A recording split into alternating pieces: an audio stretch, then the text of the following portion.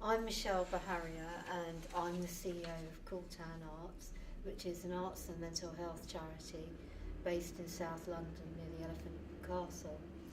And today we've been really horrified by the headlines on the Sun newspaper, which talk about an very old stereotype of people with mental health issues, which has contributed to stigma.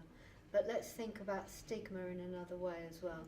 Let's think about stigma as a way of discriminating against people with mental health issues. Okay, what I'm going to do is read the actual headline to you so you can just see how shocking it is. The headline in large type said 1,200 killed by mental patients.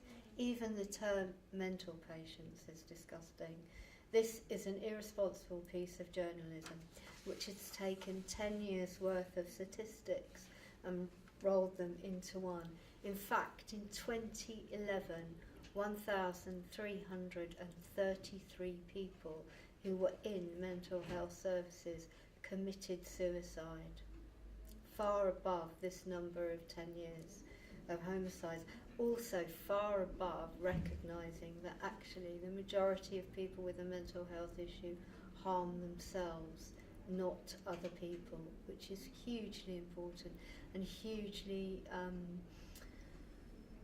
a response to how we as society should address mental health issues, the fact that most people hurt themselves rather than other people, and the escalation of suicide in our society is becoming astronomical.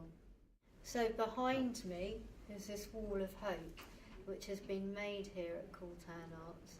We're speaking from a place of authority with 23 years of experience of working with people with mental health issues, and we know that the likelihood of this is extremely rare, but also we think that the media should actually take some responsibility for its actions.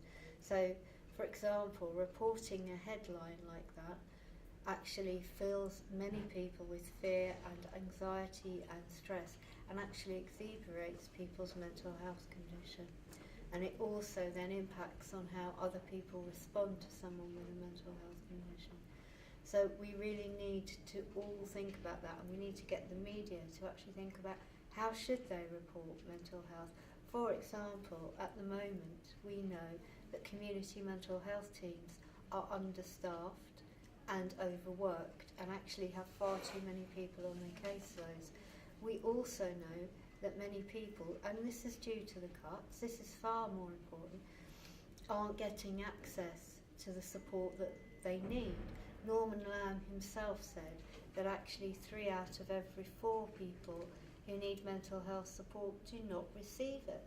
Therefore, these are the real issues that are hurting people in the mental health community. But also the media itself promotes this stigma, and it continues to promote these myths. Equally, so do both. In the last few weeks we've had Asda, Tesco's, all carrying along a very similar line of stigma as somebody with a mental health condition being someone who's an axe murderer. This is all completely absurd and really needs to stop. And you would think with the Time to Change campaign that it would have got in the system somewhere and stopped, but it hasn't. We see it yet again today in the Sun.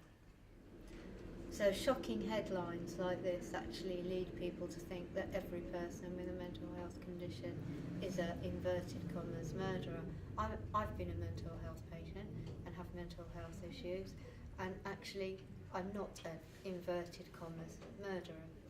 Anyhow, the stigma of that actually reports to such things as people not accessing help, and the World Health Organization say that by 2020 depression will be right next to heart disease, especially for the age group 45 to 55, and it will be the biggest killer. Bipolar, schizophrenia and depression are all things which have led to people committing suicide. Again, harming oneself, not other people. And that stigma today is the beginning of World Mental Health Week, although we don't quite officially have a week yet. 10th of October is World Mental Health Day, and it's shocking that 2013, World Mental Health Day, we have a headline like that going into the Sun newspaper. And it